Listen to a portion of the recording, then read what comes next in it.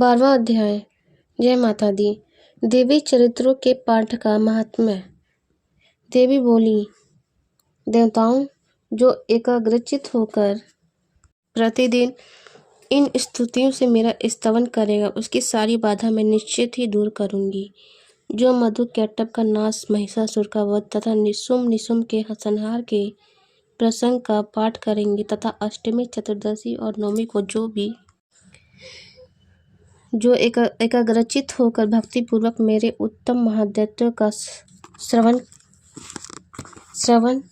करेंगे, उन्हें कोई पाप नहीं छू सकेगा। उन पर पाप जनित आपत्तियां भी नहीं आएंगी। उनके घर में कभी दरिद्रता नहीं होंगी तथा उनको कभी प्रेमी जनों के बिछुओं का कष्ट भी नहीं भोगना पड़ेगा। इतना ही नहीं, उन्हें शत्रु से, लुटेरों से, राजा से, शस्त्र से, अग्नि से तथा जल की राशि से भी कभी भय नहीं होगा। इसलिए सबको एकाग्रचित होकर भक्तिपूर्वक मेरे इस महात्म्य को सदा पढ़ना और सुनना चाहिए। ये परम कल्याणकारक है। मेरा महात्म्य महामारी जनित समस्त उपद्रवों तथा आध्यात्मिक आदि तीनों प्रकार के उत्पादों को शांत करने वाला है। मेरे जिस मंदिर में प्रतिदिन विधि पूर्वक मेरे इस महात्म्य का पाठ किया जाता है, उस स्थानों को मैं कभी नहीं छोड़ती। वहाँ सदा ही मेरा सन्निधान बना रहता है। बलिदान, पूजा, होम तथा महोत्सव के अवसरों पर मेरे इस चरित्र का पूरा पाठ और श्रवण करना चाहिए। ऐसा करने पर मनुष्य विधि को जानकर या बिना जाने पर भी मेरे लिए जो बलि, पूजा या होम आदि करेगा, उसे मैं बड़े प्रसन्नता के साथ ग्रहण करूंगी। शरतकाल में जो वार्षिक महापूजा की जाती है, उस अवसर पर जो मेरे इस महात्म्य को भक्तिपूर्वक सुनेगा, वह मनुष्य मेरे प्रभाव से सब बाधाओं से मुक्त तथा धन, धान्य एवं पुत्र से संपन्न होगा। इसमें तनिक भी संदेह नहीं है। मेरे इस महात्म्य में मेरे प्रादुर्भाव की सुंदर कथाएं तथा युद्ध में किए हुए मेरे पराक्रम सुनने से मनुष्य निर्भय हो जाता है। मेरे महात्म्य का श्रवण करने वाले पुरुषों के शत्रु नष्ट हो जाते हैं, उन्हें कल्याण की प्राप्ति होती है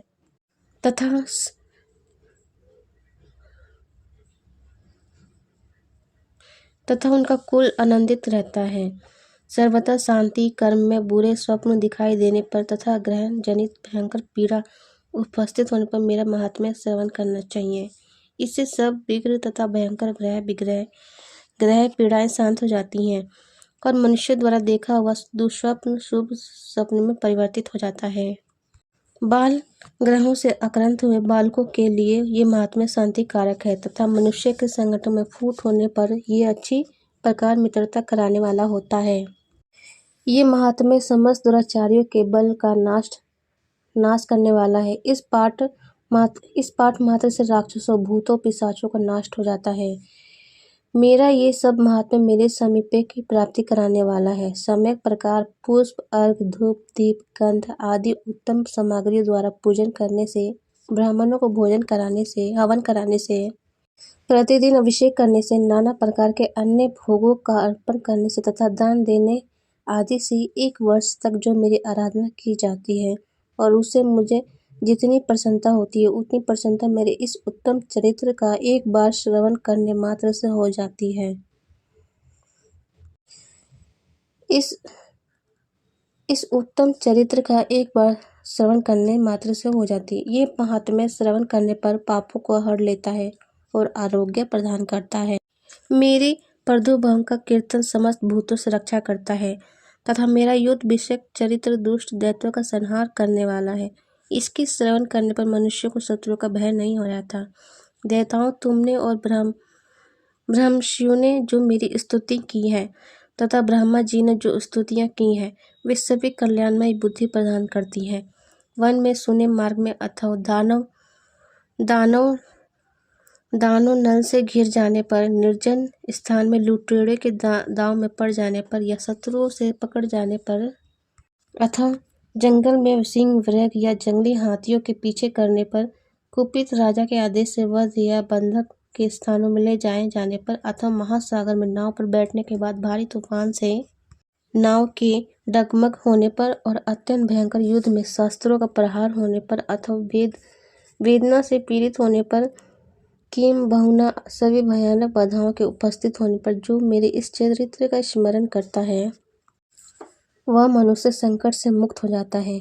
मेरे प्रभाव से सिंह आदि हिंसक जंतु नष्ट हो जाते हैं तथा लुटेरे और शत्रु भी मेरे चरित्र का स्मरण करने पुरुष से दूर भागते हैं। ऋषि कहते हैं, यो कहकर प्रचंड पराक्रमणि वाली भगवती चंडिका सब देवताओं के देखते देखते वहीं अंतर ध्यान हो गई। फिर समस्त देवता भी शत्रुओं के मारे जाने से निर्भय हो पहले की भांति यज्ञ भाग का उपभोग करते हुए अपने अपने अधिकार का पालन करने लगे। संसार का विध्वंस करने वाले महाभयंकर अतुल पराक्रमी देव शत्रु शुंभ तथा महाबली निशुंभ के युद्ध में देवी द्वारा मारे जाने पर शेष दैत्य पाताल लोक में चले गए। राजन, इस प्रकार भगवती अंबिका देवी नित्य होती हुई भी पुनः पुनः प्रकट होकर जगत की रक्षा करती हैं।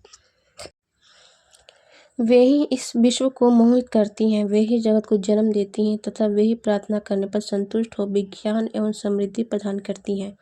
राजन, महाप्रलय के समय महामारी का स्वरूप धारण करने वाली वे महाकाली ही इस समस्त ब्रह्मांड में व्याप्त हैं।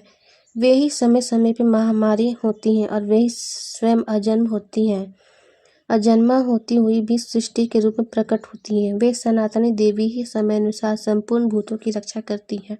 मनुष्य के अभ्युदय के समय वे ही घर में लक्ष्मी के रूप में स्थित हो उन्नति प्रदान करती हैं और वे ही अभाव के समय दरिद्रता बनकर विनाश का कारण होती हैं। पुष्प, धूप और गंध आदि से पूजन करके उनकी स्तुति करने पर वे धन, पुत्र, धार्मिक बुद्धि तथा उत्तम गति प्रदान करती हैं। इस प्रकार श्री मार्कंडेय पुराण में सर्वरी मनवंतर कथा के अंतर्गत देवी महात्म्य के फलश्रुति नामक 12वां अध्याय पूरा हुआ। 13वां अध्याय सूरत और वैश्य की देवी का वरदान। ऋषि कहते हैं, राजन, इस प्रकार मैंने तुमसे देवी के उत्तम महाकाय का वर्णन किया है जो इस जगत को धारण करती है। उन देवी का ऐसा ही प्रभाव है, वे ही विद्या ज्ञान उत्पन्न करती हैं। भगवान विष्णु की माया स्वरूपा उन भगवती के द्वारा थी तुम वे ये वैश्य तथा न्याय विवेकी जन मोहित होते हैं, मोहित हुए हैं तथा आगे भी मोहित होंगे। महाराज, तुम उन्हीं की परमेश्वरी की शरण में जाओ। आराधना करने पर वे ही मनुष्य को भोग, स्वर्ग तथा मोक्ष प्रदान करेंगी। मार्कंडेय जी कहते हैं, कोष्ठ कीजिए मधु मुनिके के ये वचन सुनकर राजा सूरत ने उत्तम व्रत का पालन करने वाले उन महाभाग महर्षि को प्रणाम किया। वे अत्यंत ममता राज्य प्रहन से बहुत खिन्न हो चुके थे। महामुने, इसलिए विरक्त होकर वे राजा तथा वैश्य तत्काल तपस्या को चले गए और वे जगदम्बा के दर्शन के लिए नदी के तट पर रहकर तपस्या करने लगे। वे वैश्य उत्तम देवी सूक्त का जाप करते हुए तपस्या में प्रवृत्त हुए। वे दोनों नदी के तट पर देवी की मिट्टी की मूर्ति बनाकर पुष्प, धूप और हवन आदि के द्वारा उनकी आराधना करने लगे। उन्होंने पहले तो आहार को धीरे धीरे कम किया, फिर बिल्कुल निराहार रहकर देवी में ही मन लगाए एकाग्रता पूर्वक उनका चिंतन आरंभ किया। वे दोनों अपने शरीर के रक्त से प्रोचित बलि देते हुए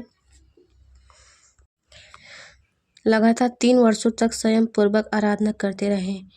इस पर प्रसन्न होकर जगत को धारण करने वाली चंडिका देवी ने प्रत्यक्ष दर्शन देकर कहा। देवी बोली, राजन तथा अपने कुल को आनंदित करने वाले वैश्य, तुम लोग जिस वस्तु की अभिलाषा रखते हो वो मुझसे मांगो, मैं संतुष्ट हूँ। अंततः तुम्हें वो सब कुछ दूंगी। मार्कंडेय जी कहते हैं, तब राजा ने दूसरे जन्म में नष्ट न होने वाला राज्य मांगा तथा इस जन्म में भी शत्रुओं की सेना को बलपूर्वक नष्ट करके पुनः अपना राज्य प्राप्त कर लेने का वरदान मांगा। वैश्य का चित्त संसार की ओर से खिन्न एवं विरक्त हो चुका था और वे बड़े बुद्धिमान थे। अंत उस समय उन्होंने तो ममता और अहंता रूप अशक्ति नाश करने वाला ज्ञान मांगा। देवी बोली, राजन, तुम थोड़े ही दिनों में शत्रु का मार कर अपना राज्य प्राप्त कर लोगे। अब वहां तुम्हारा राज्य स्थिर रहेगा। फिर मृत्यु के पश्चात तुम भगवान विवस्वान सूर्य के अंश से जन्म लेकर इस पृथ्वी पर सर्वणिक मनु के नाम से विख्यात होगे। वैश्य वर्ण, तुमने भी जिस वर को मुझसे प्राप्त करने की इच्छा की है उसे देती हूँ। तुम्हें मोक्ष के लिए ज्ञान प्राप्त होगा। मार्कंडेय जी कहते हैं, इस प्रकार उन दोनों की मनोवांछित वरदान देकर तथा उनके द्वारा भक्ति पूर्वक अपनी स्तुति सुनकर देवी अंबिका तत्काल अंतर्ध्यान हो गई। इस तरह देवी से वरदान पाकर क्षत्रियों में श्रेष्ठ सूरत सूर्य से जन्म ले सर्वरिंग नामक मनु होंगे।